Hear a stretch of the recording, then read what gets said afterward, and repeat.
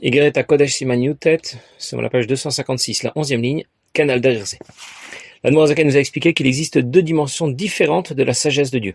Achoraim de Chorma, sa dimension la moins profonde, qui est à l'origine de la Torah que Moshe Rabbeinu nous a transmis, et Pnimiyut Torah, sa dimension la plus profonde, qui est imperceptible, c'est celle que Mashiach nous révélera plus tard. Ces deux dimensions sont sans aucune commune mesure. Il n'y a pas de comparaison possible entre Pnimiyut HaChorma, la dimension profonde de la sagesse de Dieu, et Chitzoniyut HaChoraim de Chorma, la dimension la moins profonde de la sagesse de Dieu. Même si elles portent le même nom, Chorma, il ne faut pas faire l'erreur de croire que Pnimiyut HaChorma, la dimension la plus profonde de la sagesse de Dieu, c'est comme Achoraim de Chorma, mais en plus grand. Pnimiyut HaChorma et Chitzoniyut HaChorma, ces deux dimensions de la sagesse de Dieu n'ont absolument rien à voir l'une avec l'autre. Elles sont incomparables, comme il n'y a aucune comparaison possible entre les facultés intellectuelles d'une part et l'action concrète d'autre part. Je vous donne un exemple. Quelqu'un réfléchit en théorie au principe de fonctionnement d'un nouveau type de moteur, disons. Ensuite, il va réfléchir à l'application concrète de cette théorie en pratique. Comment fabriquer les différentes pièces qui vont composer ce nouveau moteur. Ces deux types de réflexion sont complètement différentes et décalées. La réflexion théorique est très loin de la pièce mécanique qui va se mettre en mouvement et faire fonctionner le système. Sa réflexion se traduit sur le papier par des formules chimiques, des analyses mathématiques, et à ce stade, nous sommes très loin des pistons et des bielles qui vont se mettre en mouvement et faire tourner le moteur. La réflexion suivante concernera la réalisation concrète des différentes pièces de ce moteur et leur fonctionnement. Il y a une descente vertigineuse entre ces deux niveaux de réflexion, même si elles concernent le même moteur. Et de la même manière, à Mavdil, la révélation de Achoraim de Chorma, la révélation de la partie la moins profonde de la sagesse de Dieu, est une descente vertigineuse comparée à Pnimiyut HaChorma, à la dimension la plus profonde de la sagesse de Dieu. Je vais le dire autrement. Pnimiyut HaChorma, la dimension la plus profonde de la sagesse de Dieu, c'est la sagesse de Dieu comme Dieu lui-même la connaît. Achoraim de Chorma, la dimension la moins profonde de la sagesse de Dieu, c'est la sagesse de Dieu telle qu'elle descend vers nous. C'est complètement différent. Et c'est pour cette raison que le Midrash Kohelet rapporte Torah Shadam Lomed Ba'olam Hazeh, que la Torah que quelqu'un apprend dans ce monde, c'est Hevel, c'est vain, c'est zéro. Lifnei Torato Shel Mashiach, devant la Torah que Mashiach nous révélera. La Torah qui nous a été transmise par Moshe Rabbeinu correspond à cette déclinaison dans le monde de l'action, dans ce monde matériel. C'est ce qu'on appelle Achoraim de Chorma, la partie la moins profonde de la dimension de la Torah. Et c'est pour cette raison qu'Akadosh Baruch Hu dit à Moshe, Veraïta et Achorai ufanai lo yeraou. Tu me verras de dos, mais tu ne me verras pas de face. Il n'y a ni dos ni face pour Akadosh Baruch Hu parce qu'il n'a pas de corps. Akadosh Baruch Hu voulait dire à Moshe Rabbeinu qu'il ne percevra que la dimension la moins profonde de la Torah, Achoraim, Veraïta et Achorai, et pas sa dimension la plus profonde, ufanai lo yeraou. La Torah que Mashiach nous révélera correspond plutôt à sa déclinaison la plus pure et la plus profonde. Alors dans les mots. Ken al derzer mamash iprinat rochmato yitbarer, il en va de même pour la sagesse de Dieu, mashiyuchal yitpashet mimena lashpad yitlabesh v'tartonim kulam, ce qui est en mesure de se révéler vers la création. Ka'ayin negabe prinat panim amiyuchad mematzil baruchu. C'est rien, insignifiant devant la dimension la plus profonde de la Torah qui ne fait qu'un avec le Ma'atzil Baruch Hu, avec Akadosh Baruch Hu, de Kulak Hamek Lo Chashiv, parce que tout est insignifiant devant un Ma'atzil, devant Akadosh Baruch Hu lui-même. Ve'ashpa lechol hanivreim kulam, shem balagvul ve'tachlit nechshevet yerida ve'tzimtzum kivyachol. Et lorsque Dieu apporte à la création ce dont elle a besoin pour exister, eh bien c'est une descente vertigineuse pour Akadosh Baruch Hu, le Gabé Ma'atzil Enso Baruch Hu.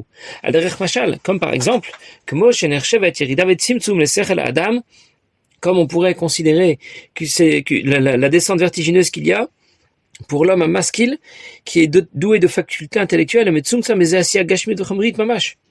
lorsque ces facultés intellectuelles vont finalement se concrétiser dans un geste concret. C'est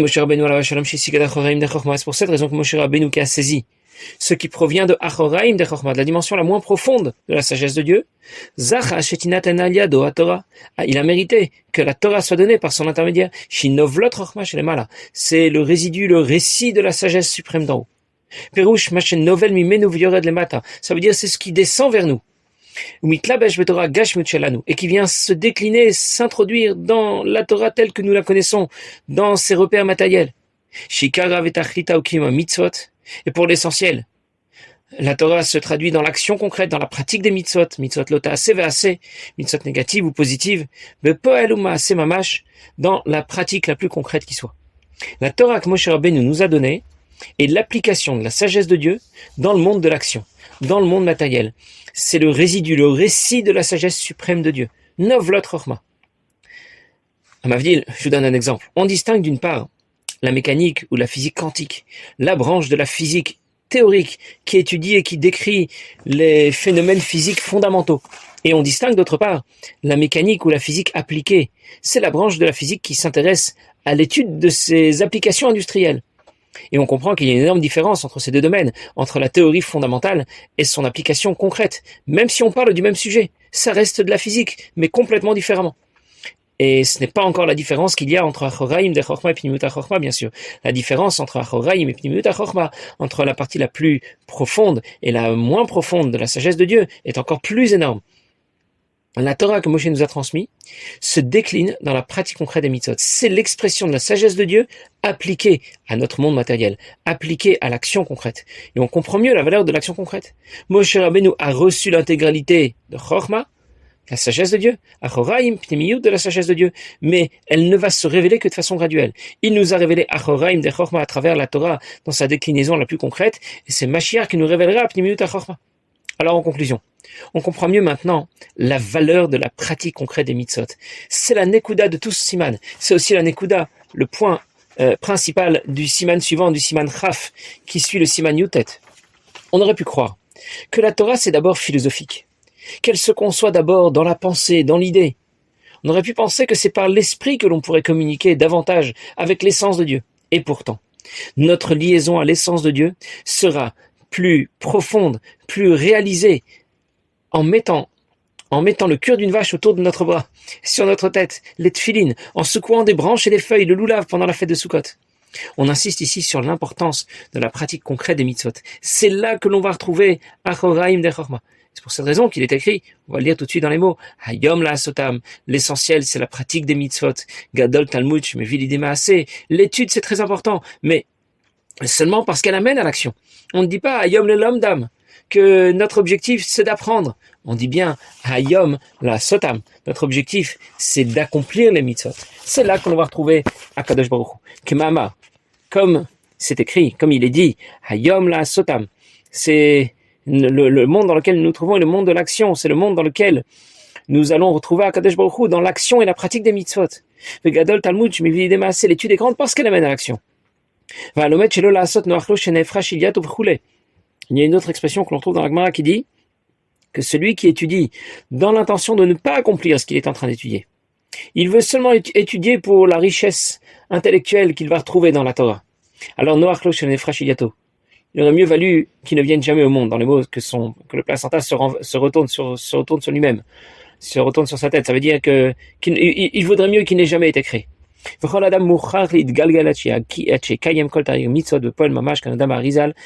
le Harizal a écrit que chacun se doit d'accomplir les 613 mitzvot, et s'il ne les a pas accomplis, eh bien il faudra qu'il revienne dans ce monde pour pouvoir achever l'application des 613 mitzvot. Les différentes expressions que rapporte ici l'Admor HaZaken montrent bien que l'essentiel, c'est la pratique des mitzvot. Parce que c'est là que l'on trouvera Achoraim de Chochma, ce qu'on appelait Novlot Chochma, le récit de la sagesse suprême. Ce n'est pas la sagesse suprême de Dieu, c'est son récit, c'est ce qu'il en reste, Novlot Chochma. Et ici se termine la première partie du Siman Yutet. Avant de poursuivre avec la deuxième partie qui commence par Haotziot, je vais d'abord reprendre ce que l'Admor HaZaken nous a expliqué, pour qu'on comprenne l'enchaînement des deux passages de ce Siman Yutet. L'Admor HaZaken a commencé par citer le pasuk de Télim qui dit Oteo Kasalma. Il enveloppe la lumière d'un vêtement. Et l'Admor HaZaken nous a expliqué que la Torah est comparée à un vêtement qui entoure une lumière, parce qu'il existe deux dimensions différentes dans la Torah. La partie profonde que l'on a appelée Pnimiyut HaChochma, la partie révélée que l'on a appelée Achoraim de Chochma. Et la Torah est une lumière puissante, or, mais elle descend dans ce monde enveloppée d'un vêtement, Salma. Ce vêtement correspond à la dimension la moins profonde de la Torah, celle que Moshe Rabbeinu nous a transmise, celle qui nous demande de pratiquer les mitzvot. Et c'est dans la pratique des mitzvot que l'on pourra trouver Achoraim de Chochma. C'est dans la pratique des mitzvot que l'on trouvera Kadosh Baruch Hu, parce qu'il s'y introduit. Dieu n'est pas plus spirituel ou moins matériel. Il n'appartient pas au spirituel ou au matériel. Il dépasse complètement.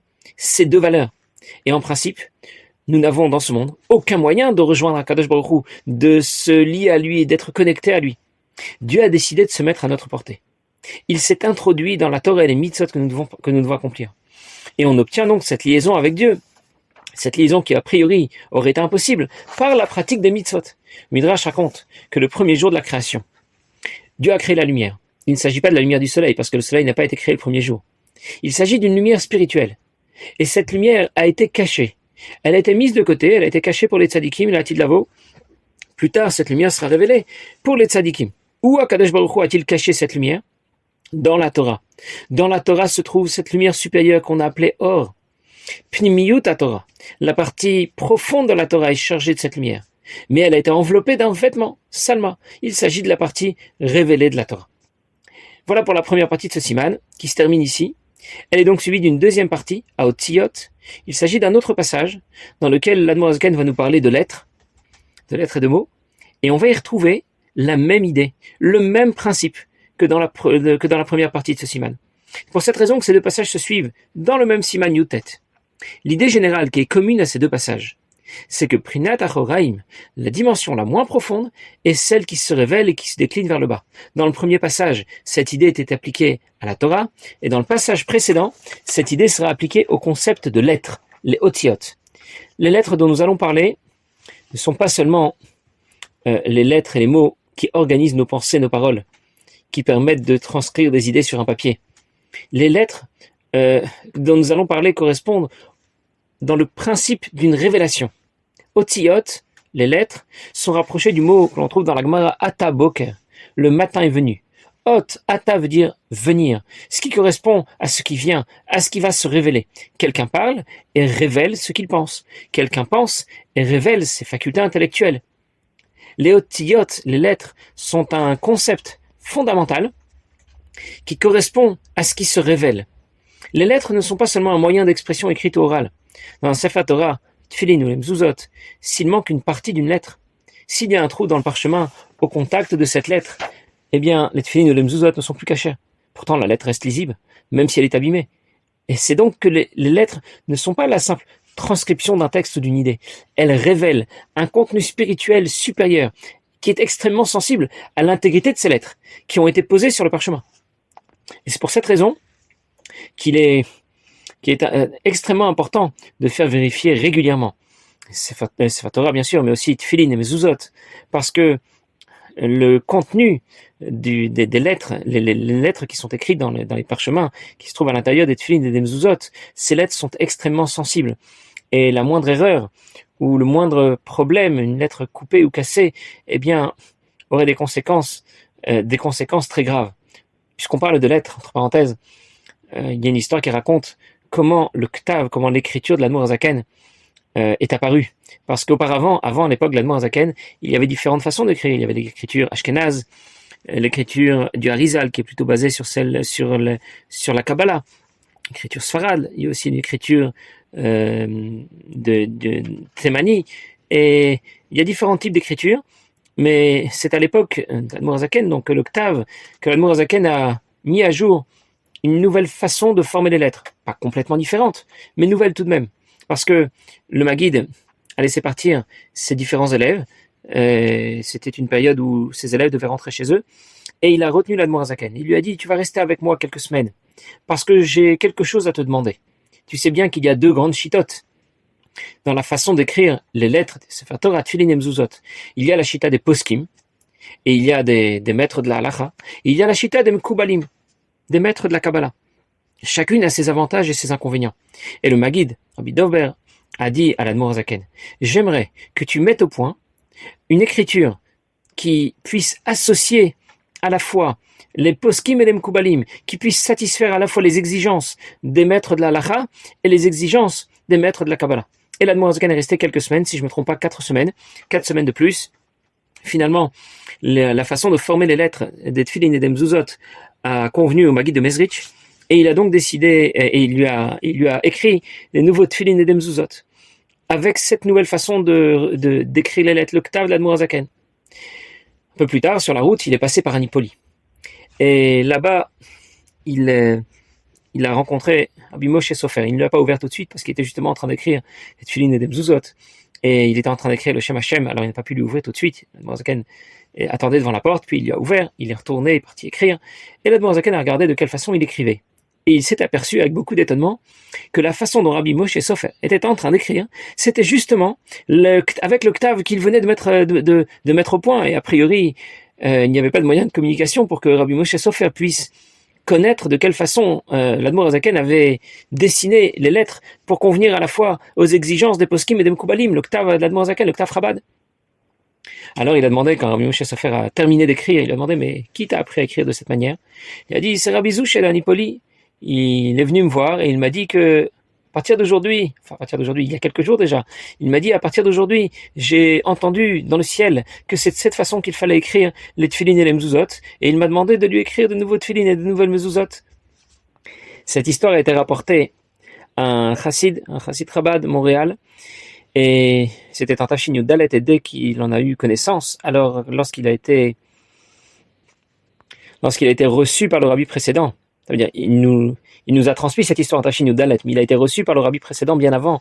Et lorsqu'il en a parlé au rabbi précédent, le rabbi Yosef Yitzhak, il lui a dit, il y a 50 ans de cela, j'ai entendu cette histoire de mes aïeux, et ils m'ont dit à ce moment-là que cette histoire, on me la raconterait à nouveau 50 ans plus tard. Et c'est ce que tu viens de me raconter aujourd'hui. Juste pour dire que l'écriture de l'Admor Zaken est une écriture qui n'est pas simplement une écriture supplémentaire, parce que chez Lubavitch, on peut pas faire comme les autres. C'est vraiment une écriture très spéciale, une écriture qui vient du ciel, que l'Admor Zaken a rédigé lui-même, a dessiné lui-même, et qui satisfait à la fois à toutes les exigences, à la fois celle de Poskim, celle de la Halacha, à la fois celle de Mekoubalim. Passez une bonne journée.